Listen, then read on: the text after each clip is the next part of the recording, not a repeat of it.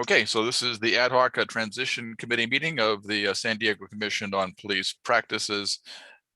Today's date is Friday, February 2nd, 2021. And I'm going to call the roll by looking at who's on the participants list.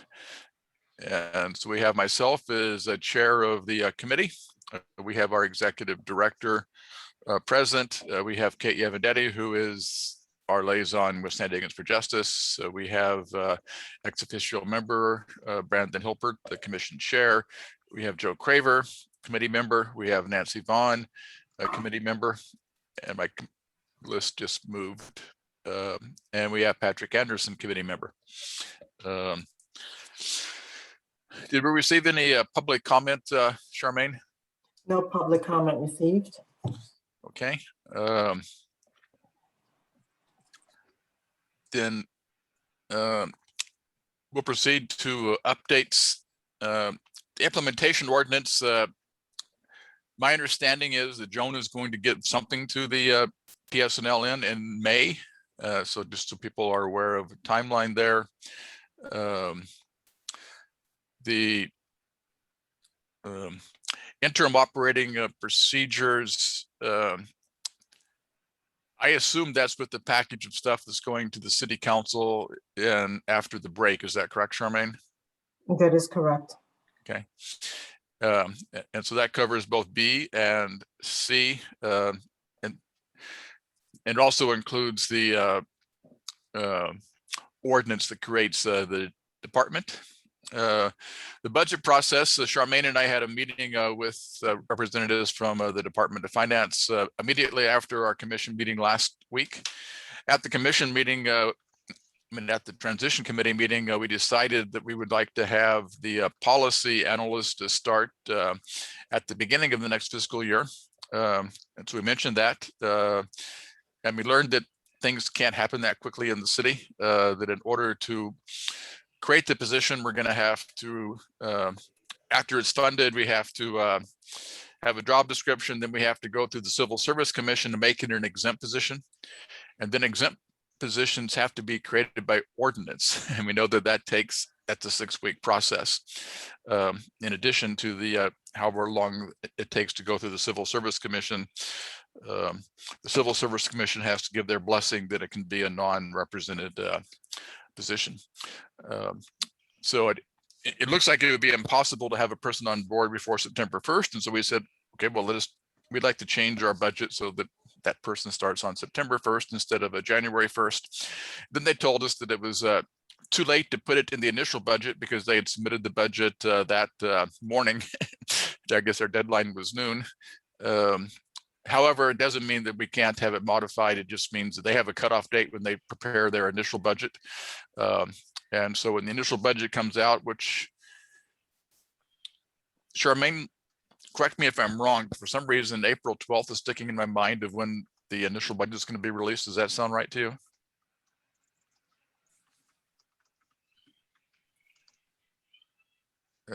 You're muted. You're muted if you're talking, Charmaine.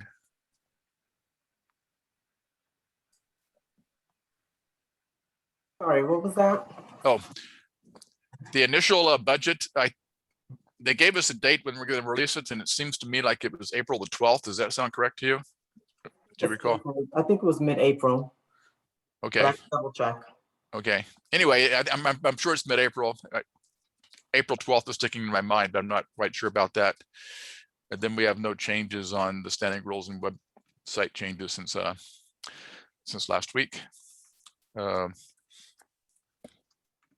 And then we'll go to our unfinished business. Two things, looking at the notes that you should have received from Diana last week. I had requested from Andrea St. Julian to look at the CLRB procedures that we all went through last week. And she had not had a chance to get back to me by our meeting last week, but she did get back to me late last night. And I forwarded her comments to everybody. They're in a PDF, and most of them are via the sticky note feature in the PDF. And so everybody has a chance to look at that. And I don't want to spend a lot of time this morning going over those. One thing I did notice, which I hadn't really thought about before, is that when CLRB does their hearings, everybody can ask questions. The police officer can ask questions, the complainant can ask questions, and the commission can ask questions. And one of her comments was she wasn't a fan of that system and felt that only the commission should be asking questions. And that's kind of what I envisioned, but anyway, so I could maybe I'll entertain a couple of moments of thought on that one particular issue, if anybody has a thought. And my thought would be more to agree with Andrea that we shouldn't allow all the parties in a hearing to ask questions. That's not the type of hearing that I'm used to doing, but why, Doug? What would it hurt if we allowed others to ask questions, including the complainant? Well, I can see what would happen. Then you get into a debate, and it just goes on and on and on. And I would be in favor of just the commissioners to ask questions. They can make a comment, but if you start getting into questions, then as Nancy, I would see it getting into a debate. And that's not something that I think that would be the most beneficial way to proceed.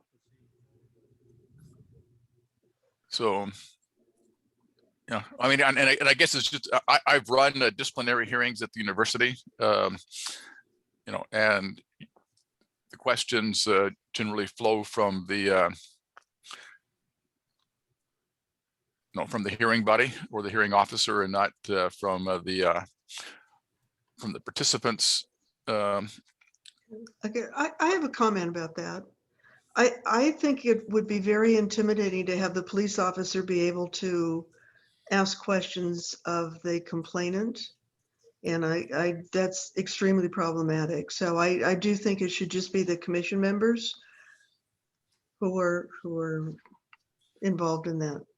Okay. And I agree with that. I'm also confused, Doug. And so I reopened the document to try to find what you were describing. And what I see on page 14, so this is section 13.5, conduct of the investigative hearing, is, so first of all, in section A, the subject officer and his, her, or their representative is able to ask questions, or the CLRB member is, but there's nothing here about the complainant. And so Andrea's note is, take this out. It seems very unfair that the subject officer or a rep would be able to ask the initial question of witnesses when the complainant cannot. And then a couple further steps down, let's see, where is it? Sorry, I'm missing my place. It's hard to see these sticky notes on here. Yeah, so here's the note. Yeah, here's the note where she says the party, it doesn't make sense that it's the commission that's asking questions, not the parties. So is that the section you're talking about? This is questioning of witnesses in particular? Yeah, I think so. And so it said the parties at the very beginning, and she highlighted that and said, you know, why are the parties asking questions? Okay, so then there are two separate issues here. One of them is there's an initial hearing in which the officer is permitted to ask questions. So we need to figure out if that's a part of the law, if that's a part of the POBAR law in the state. If there is a requirement that an officer and or their representative be permitted to ask questions like this, then I think Andrea's point, and I agree, and I think this is what Kate is gesturing to too, the complainant needs to be given the same rights. Whatever the state law requires of us to give the officers at every point where our hands are tied, we need explicitly to give the same rights to the complainant, whatever they are. And then in other places that go beyond state POBAR laws, we shouldn't then create a situation as Joe's describing, where people are cross-examining witnesses alongside the board. It should be the commission that's doing the questioning there. Does that make sense? So there are two separate issues. One of them, are there places, and we need our own independent legal analysts to answer this question, are there places where state law requires that officers be given a chance to ask questions? I If don't, so, then we need to elevate complainants to the same rights within our document. I wouldn't think so, because in the, internal affairs process, they don't ask questions. Of course, there's not a hearing in the internal affairs process, so maybe they can if it goes to a civil service. I think we need an independent legal analyst to look into this and figure out what are the rights that officers have. In all cases, complainants should be given the same rights. And then where POBAR doesn't chime in, so cross-examining witnesses or whatever, then it should be the commission asking the questions. So I'm trying to tease out the one thing you're highlighting to say, I think there are actually two separate issues here. Okay. So anybody else want to chime in? Kate, did I fairly represent your perspective on this too? I was saying, this sounds like what Kate's saying. That's partly what I'm saying, but I'm just concerned about the law enforcement officer and his or her representative basically being able to badger a complainant who isn't necessarily represented. And I think the commission needs to figure out a way that doesn't happen. Yeah, so and my suggestion was we would put forward a process where questions are asked by the hearing panel and not the participants. And if we get pushback from our attorney that we can't do that, then maybe we could reconsider that. But Doug, there might be a strategy here that's emerging in this discussion. So with everything that the POA or PD wants to sort of put on the table as this is state law, the officer is required by state law to be able to do this, that, and the other. We should maybe explicitly, wherever they say that, we should explicitly give complainants the same kind of access to this process. Well, I agree. I'm just suggesting that if we put forward a proposal, the questions are asked by the hearing panelist. If we were to get pushback from our attorney saying, well, you have to give the police officer or his representative or her representative an opportunity to ask questions, then we would at that point in time respond, okay, we'll give those same rights to everybody. Well, but I think the reality is that most complainants are not going to be able to hire their own counsel to protect them in this kind of proceeding.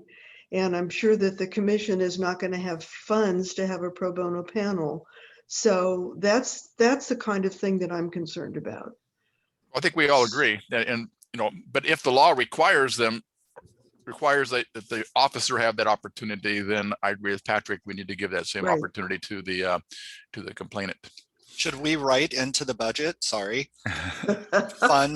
funds to allow the commission to assist complainants if it gets to a hearing, to assist with the hiring of an attorney? Good idea. No, I would disagree with that, because we're supposed to be a neutral body, and so if we're going to provide that opportunity to the complainant, then we would be responsible for providing that to the subject officer. And so I don't think it's our role to provide representation. But the system already provides representation to the attorney, but the system doesn't provide representation to But complainants. it shouldn't come from us. Well, the commission could, I don't know, try to set up a pro bono panel, because there might be people willing to do that. Or try to make some connection with, say, the public defender's office or that panel to see if there are people experienced in criminal law who would be. Well, what, maybe we're I gonna, think it's just something that the commission needs to consider if the police officer, if you determine that the police officer has that right to basically cross-examine a complainant who would be self-represented. yeah. So why don't we cross that bridge if we need to? And if it comes to an issue of the officer has a right to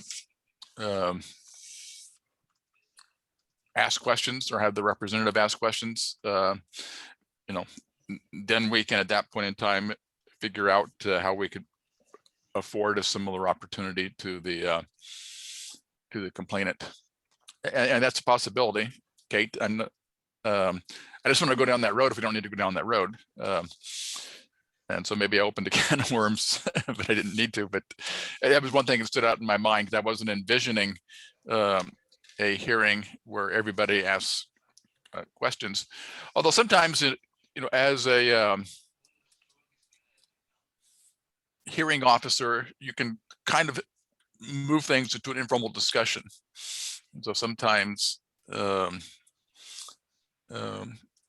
know, even though things are, you know, set up a certain way, it doesn't mean that things have to be set up in an adversarial type of position like they would Right. be necessarily in a court of law. And As anyway, long, just as long as people aren't prohibited from asking for clarification. In other words, if the commission asks a question and it's not clear to the complainant what that question means, then they should be able to ask for a clarification. That Right. much, shouldn't they be able to do that, Joe?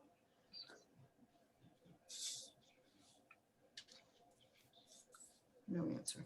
It's a question for Joe. Was that a question to me? Yeah, I was asking, shouldn't the complainant at least be allowed to ask for clarification?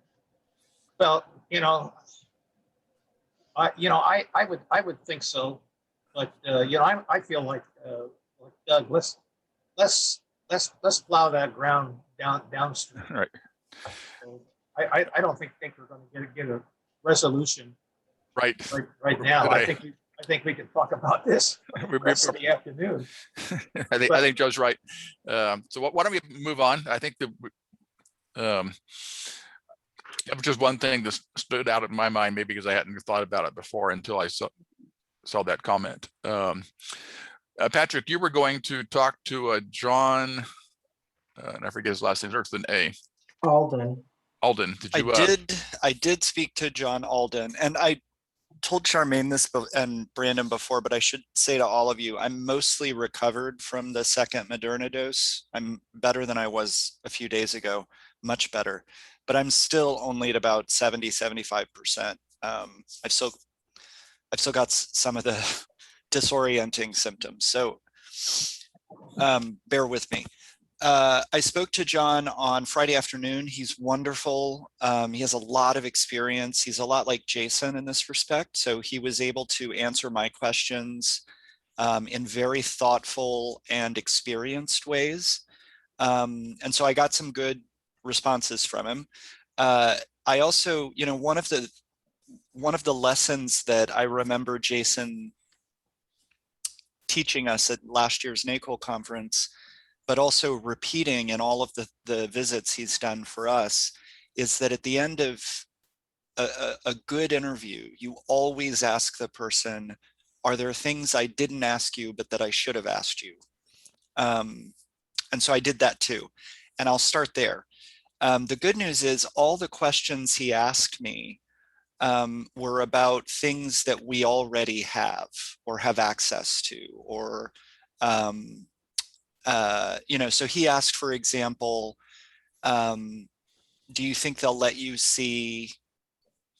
ever let you see IA reports? And I said, well, in fact, that's already a part of our system. It's already part of our working relationship with IA.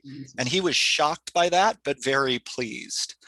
So he had a couple questions like that, all of which I was able to respond and say, yes, that's already a part of our system. We have that, it's in place, etc. So the questions I asked him were the following. First of all, do your independent investigators have access to the crime scene? And he said yes. They have, just like anyone else or any other of the investigators, they have immediate access. He says they will defer to crime scene investigators, and homicide investigators typically are higher up on the priority list. But aside from that, they have full access in the ways that other investigators would have. The second question was, when you interview officers, do you interview them in tandem with internal affairs, or do you have separate interviews? And if the former, if you're in the room with internal affairs, do you actually ask questions, or do you have to pass your questions to the other investigator? And he said, so POBAR restricts the number of investigators who can be in the room. There can only be 2 questioners in the room.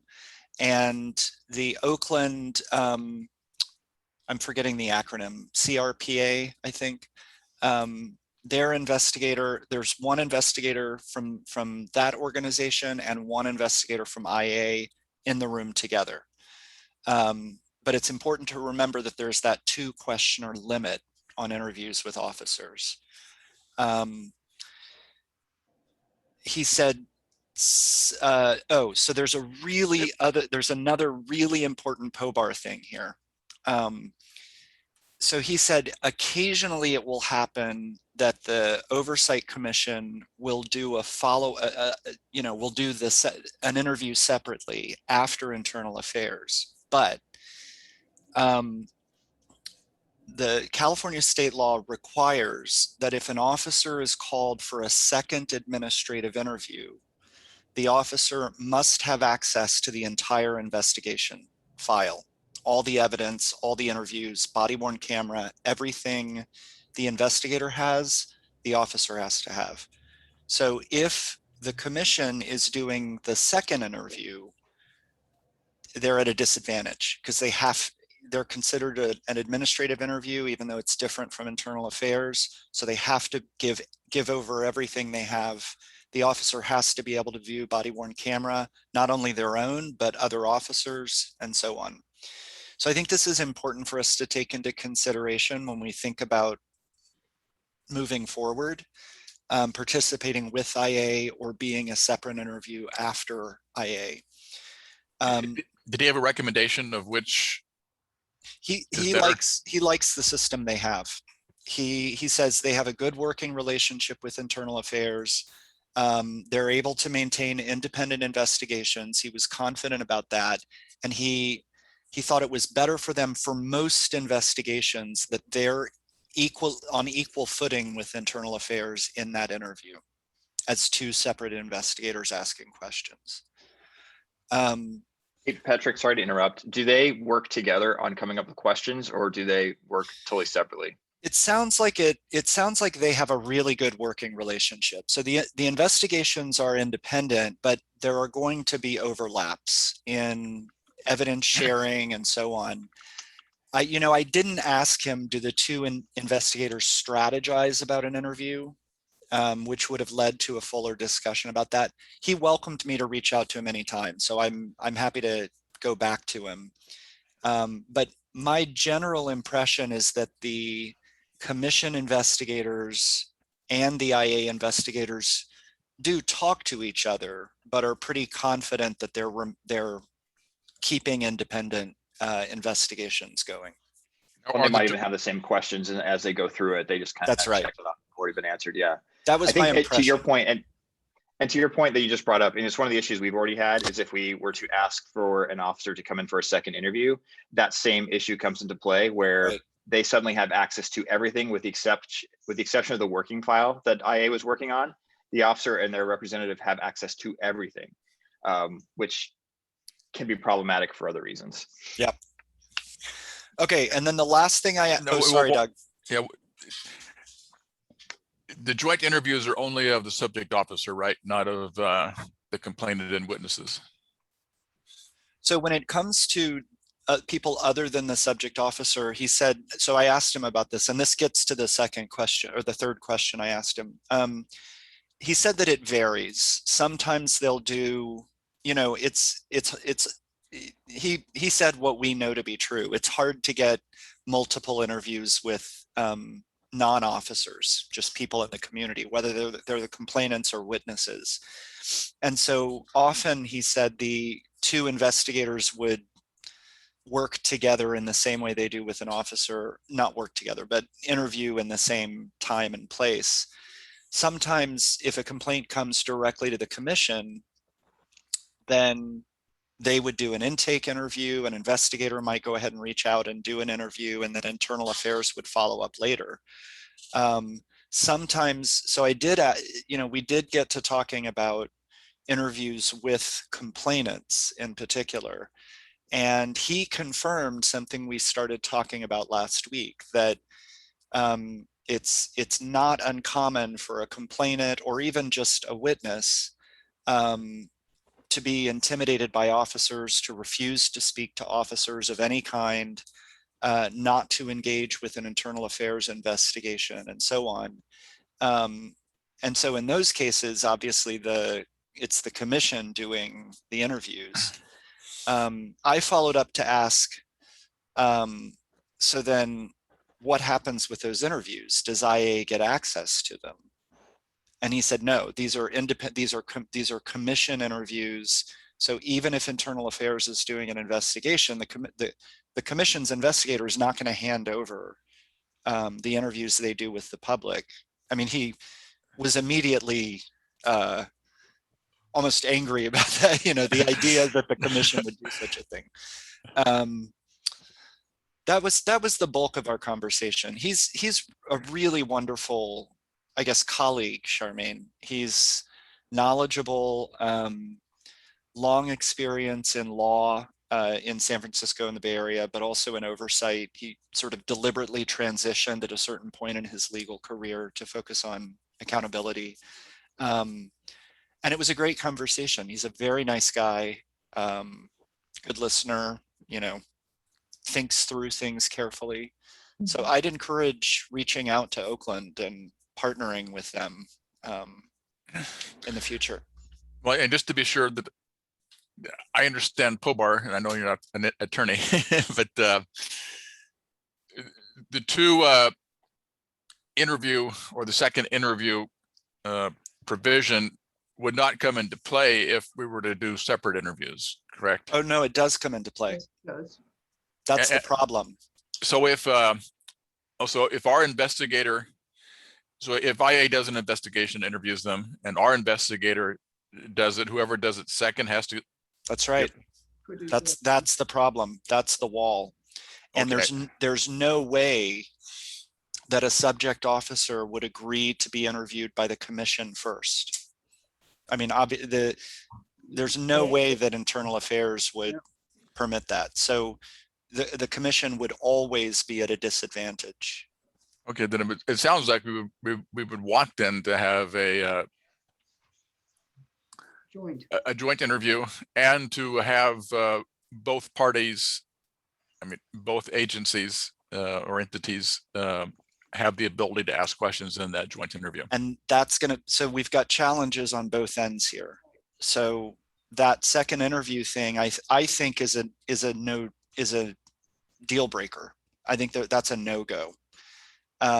So I think we have, given the state of state law, and I do think we should have an independent legal analyst, not the city attorney, investigate that, look at the case law, just to make sure that's the page we're on.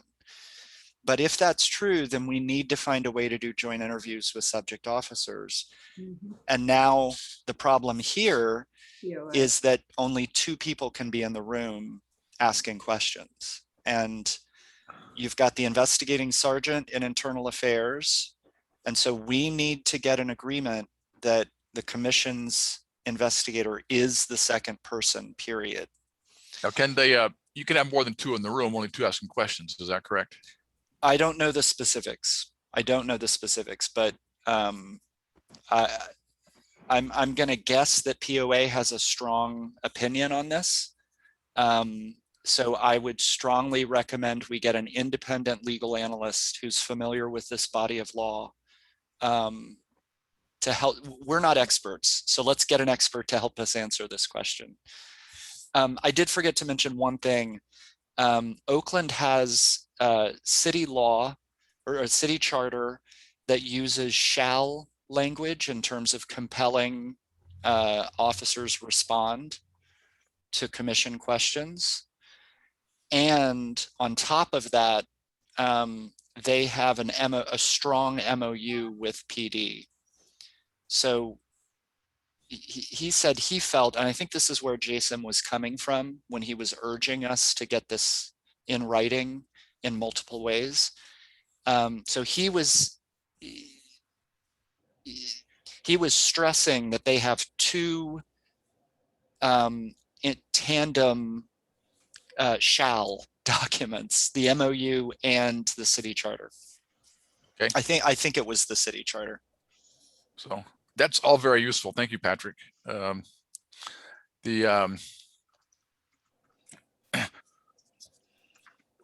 I was thinking would be a good approach and to move us along is to divide up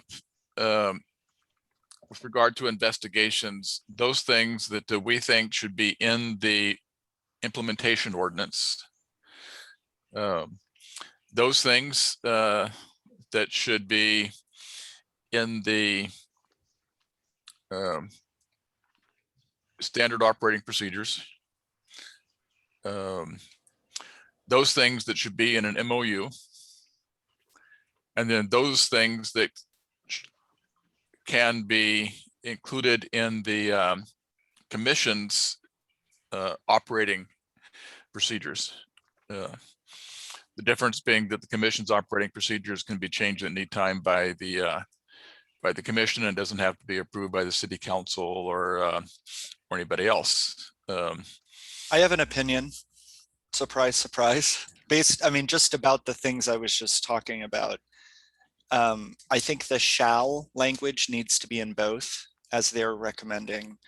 After hearing from John and Jason, and now thinking about this over the last week, I strongly believe that this question of investigations and interviews with officers in particular should be city mandated. I realize there's some strategy here that may make things more complicated.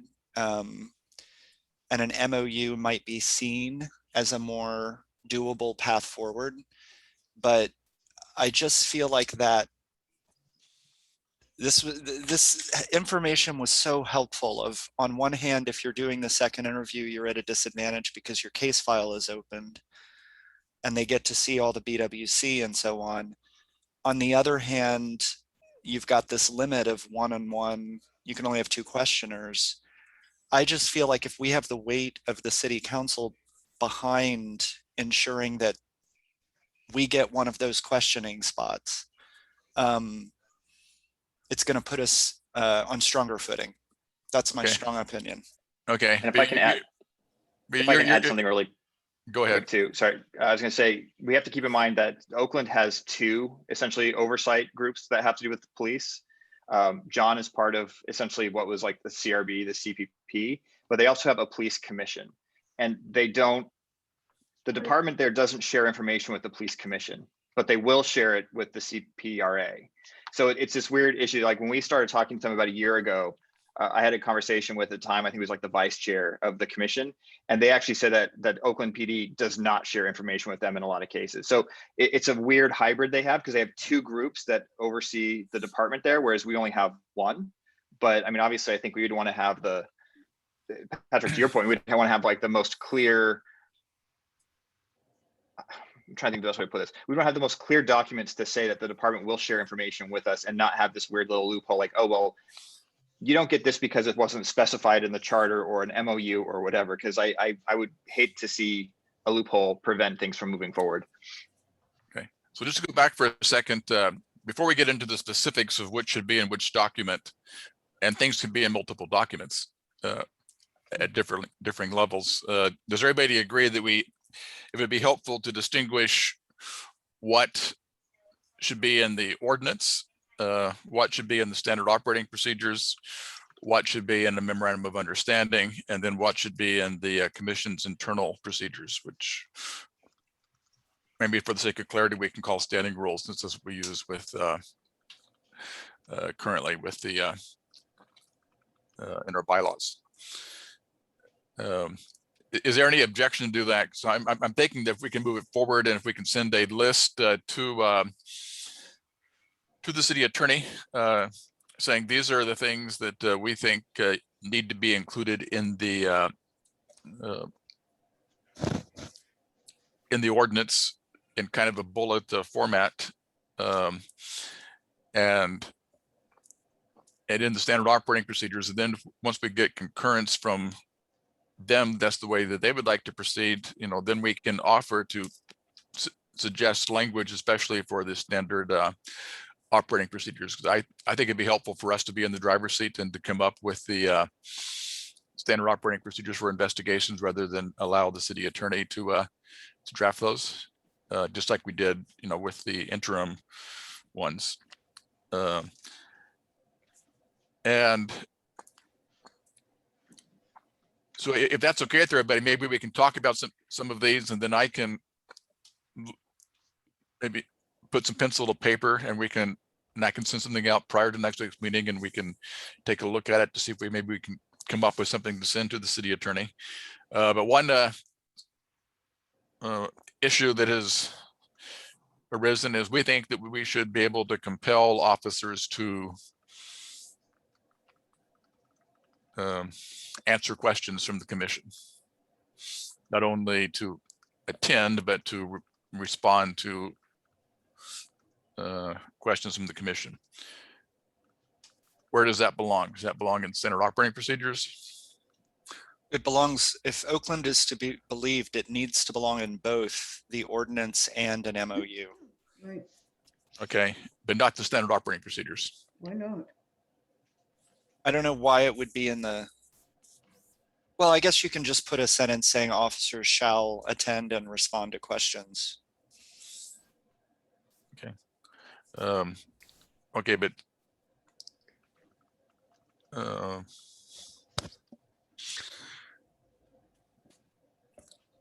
should it be in the ordinance itself? Yes. I think so. Okay. I would certainly agree. Yeah. And Doug, so, this raises a question though. So if this, so standard operating procedures are basically the rules for commissioners and the staff. not I think- necessarily. No, I wouldn't say with that, but go ahead.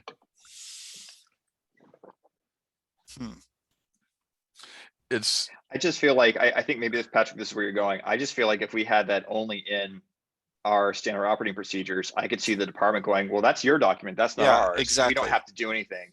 And so I think that's why, so I think, Patrick, this is where you're going. I think that's why having it in the ordinance and also the MOU is vital, because that way it's a higher level document that dictates what city organizations do and what rules they're required to fulfill. But well, and the standard operating procedures are approved by the city council. And so Right. it's not our document. The standing rules are our own document, and those get into the, But my point is that the standard operating procedures are the guideline, or those are the procedures that tell the commission what it can and must do. The standard operating procedures don't tell PD what they can and must do. They tell commission what they can and must do. And so just, I think, thinking this out a little bit, I think one of the questions that POA and PD are going to have is, okay, if our officers are compelled to show up and answer, then what do your standard operating procedures require of your commissioners and staff? And that's a fair question. That's a fair question. And so I do think we should think about the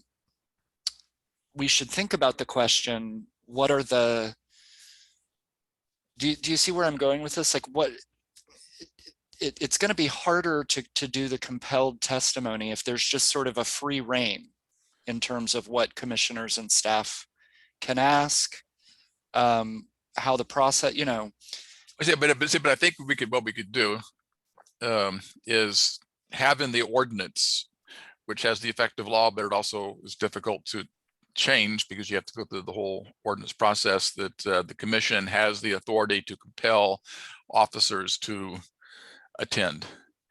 And then in the MOU with the department, we would talk about the process that, you know, how much notice we have to give them and, you know, how we contact them and so forth. And Well, but John's point was not only should that language be included, and it should be attend and respond, by the Right. way, not just attend, but there should be very clear, simple, short sentences saying officers shall respond in both documents, not just the commission shall have the authority to compel attendance and response, but the officer shall respond in both documents.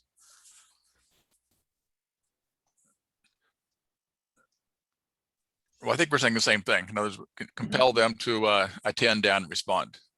As we have, you know, the this is not a document for the police department. This is a document spelling out what the authority is of the commission. And so the ordinance would say the commission has the authority to compel them to attend and answer questions. Yeah, I just want to put in one last plug for this. So that's great. It gives the commission the power to compel. But what happens if the officer refuses? You know, then you're talking about a discipline, you know, you've got, so we should have an ordinance that both empowers the commission and requires something of subject officers. And so there, it's, I think Okay. the forked compulsion is important here. Okay, I hear you.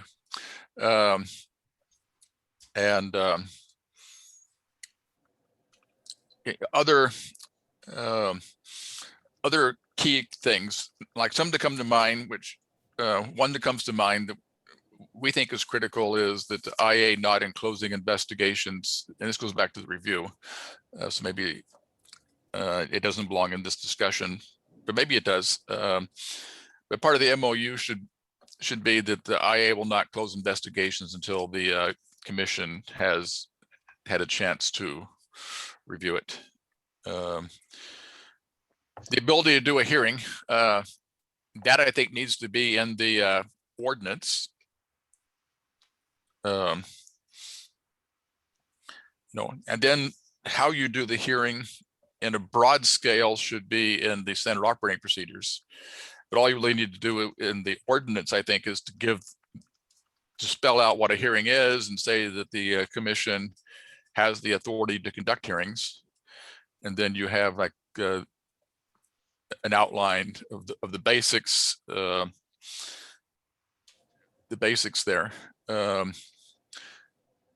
The joint interviews, that would be maybe the MOU. I think we should put that in the ordinance. That's what I was saying a few minutes ago. I think the city should back us up on this, and then we should develop the specifics of it in an MOU. But I think if the city says interview, you know, for complaint for category 1 and category 2 complaints, or for the mandated, I don't know, however we do it, the independent investigator of the independent commission shall have one of the spots, or however that legal language works out. Get the city behind us on this. Yeah, but actually we probably can do that in the standard operating procedures, because again, that has the force of the city council saying this is what you're going to do. So we can. I worry about stuff being put in the standard operating procedures, because again, that's telling the commission what to do, but those standard operating procedures they don't oversee PD. Yeah, and I think also- I have, can I? Yes, they do. second- I mean, I don't another- agree with Patrick's thing there, that it does, if the city council has the authority to tell PD what to do. And so they put it in the standard operating procedures. They can do that. Anyway. So Kate? here's my question and my concern is that I think that anything that you really want to make sure that the PD has to do has to be in the ordinance, because the MOU is subject to negotiation with Right. the PD, and they don't have to sign it. So, I mean, they can just say no, but if the ordinance says this is the way it has to be, then that's the way it has to be, no matter whether or not it's in the MOU. Okay, and that's a good point. So maybe we ought to, what are some of the critical things that we think that the city ought to, by ordinance, mandate, especially of the department? Well, I think it has to mandate the accessibility to all the records that you now currently have. Okay, And I also think, and this will be controversial, that the officer should not have access to body worn camera until after the interview. I know there's already a thing that says that that's not okay, but that's a big deal. It's in their procedure that way, right? it is in their procedure that way. Yeah. So we have to Well- also be able to suggest or recommend or whatever changes to their procedures to accommodate these things we're talking about. Well, I think Hey- the ordinance has the effect of law, and their procedure is just their procedure. So their procedure can't Trump. be in contradiction Violate the law, to yeah. the ordinance. The current procedure, Kate, is that an officer must be given the opportunity to view his or their own body worn camera, but cannot be given the opportunity to view other officers' body worn camera. Okay.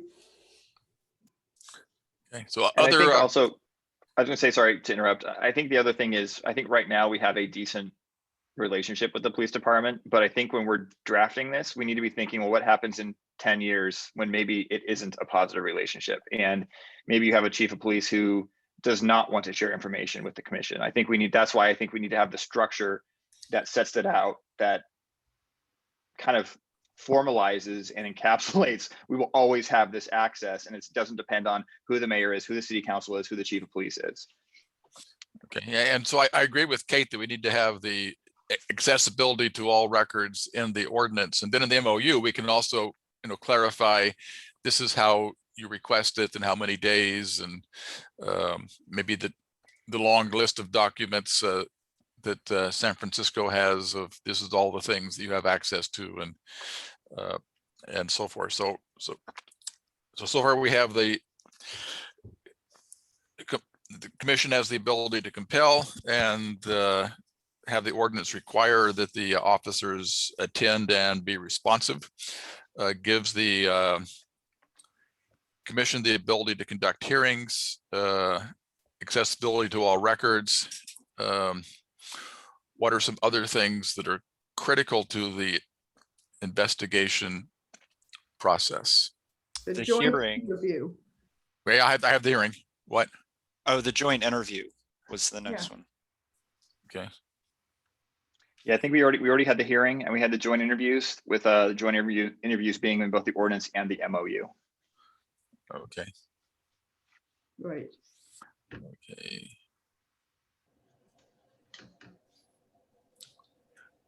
Doug, give me a moment. I'm going to look back at those final recommendations from the community about this. So just give me a moment.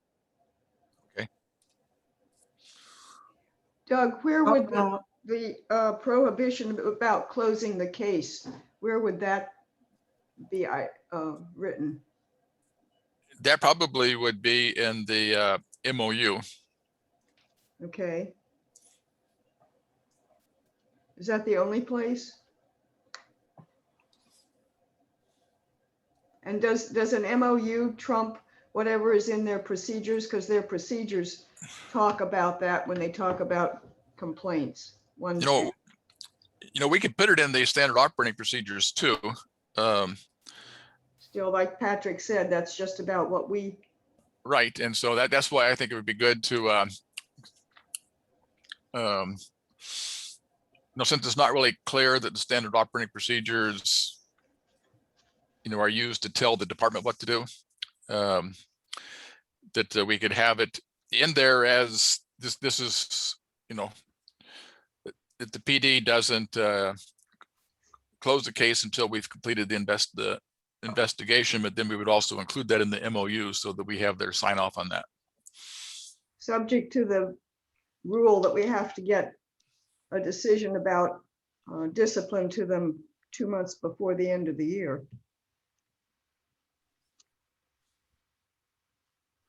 Okay, Patrick, I- Yeah, so I'm remembering that there were a lot more records and so on that the community and Jason encouraged us to insist on beyond what we currently get. So including a dispatch terminal in the commission office. I don't know if this needs to be a part of this stage of what we're doing, but it's on the list of what the community wanted. And then, sorry, give me just a moment. Oh, complaint history. So we will obviously have access to our own complaint history over time, but Oakland has access to the complaint and discipline history because they're a part of the city. And so they have some sort of agreement that allows them to see officers' individual histories. We don't have that. And I wonder, if this might not be the opportunity to give us access to it.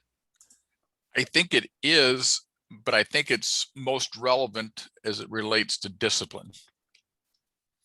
Agree. And we're going to have, and that's going to be a,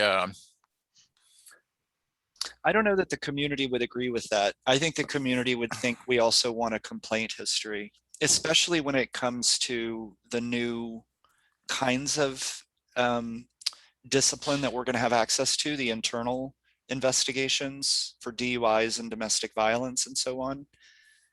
I think the community would want to know the complaint history. well, the community doesn't get to find out the complaint history.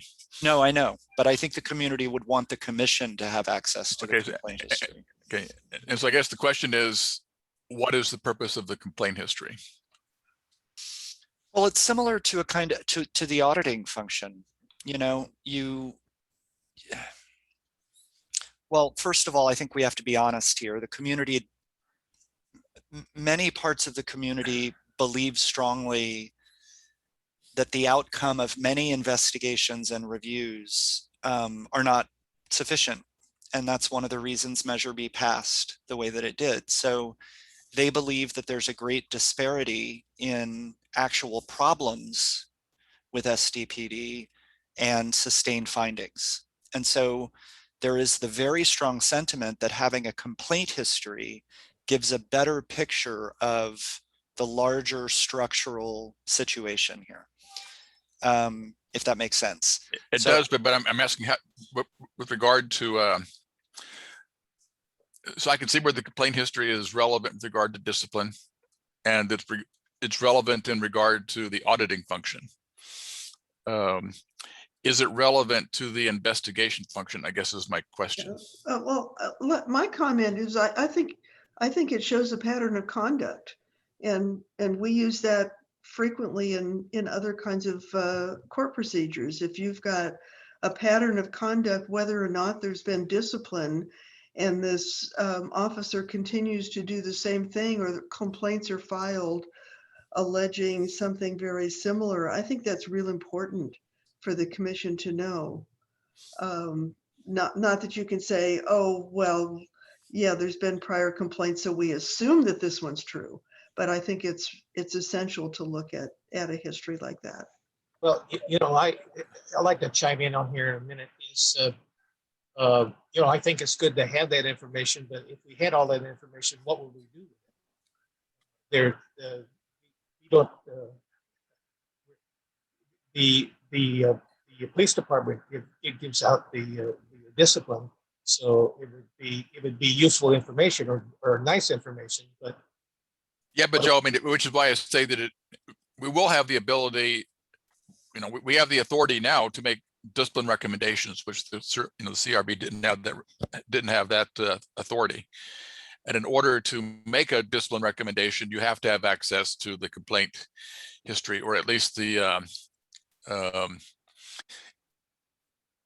history of sustained complaints. But I think that Kate makes a good point. If you're, looking at it from like a criminal point of view, if you have a person who has been accused of domestic violence, and they've had 35 calls for service to their residents for domestic violence, it gives credence to a pattern here. You can't assume that because somebody had a prior complaint that means that they're Right. so I think the complaint, both the complaint history and discipline history, we need to have in the ordinance. Doug, I'm not sure they're both related necessarily to the investigation process, but go ahead. well, I think everything you've just said is right. There's another potential function of having the complaint history, which is related to the policy recommendation power of the commission. So I know this isn't now about investigations, but if we see a history of particular kinds of complaints, as we did with the carotid restraint, for example, as we did with a lack of de-escalation training, as we have with discrimination complaints, then the policy committee could have access to that information, which could help strengthen the policy recommendations that the committee is making. So it's separate from the investigation part, but yeah. Well, and that's a different kind of data though, because that would not necessarily need to be access to a specific officer's complaint history as much as it does the complaint patterns. Okay. Doug, let me ask you a question. It's now 1 o'clock. How much longer? Well, I'm going to continue for maybe at least a couple more minutes, and then I'm going to spend some time next week trying to maybe map out some of this and send it out to people prior to it so they can kind of react to it. But I kind of wanted to get some of the key items, which we do have here. Is there anything else that people think is critical that we need to make sure is included in the ordinance? That complaint history would have to go not only in the ordinance, but also in the MOU, right? Yeah, or the process of getting the complaint history and what it includes in the format and Okay. so forth, be part of the MOU. One last very quick thing with all of this access stuff and the compelled to respond, there should be some version of timely in there. This came up during the roundtables that yes, transparency is good, but we also need to make sure we're specific about expectations in terms of how long it takes to get the materials. Yeah, Yes, well, and that would be in the MOU. Like San Francisco has a very specific timeline of each document is given within 72 hours or whatever it happens to be.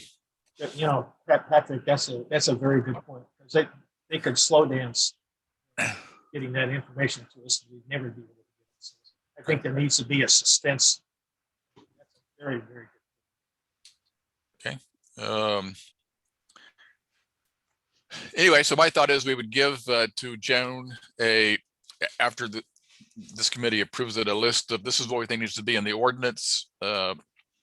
And these are the things that we think we ought to include in the other different types of documents, and then get her blessing on that. Then maybe if they concur, we can put together some of the standard operating procedures we think that should be included. But I don't want to begin drafting that until they're okay with us drafting it and we have some agreement on what goes where. And then our next big task after we get done with the investigation piece, which I think is the big one, but the second big one is going to be the discipline piece.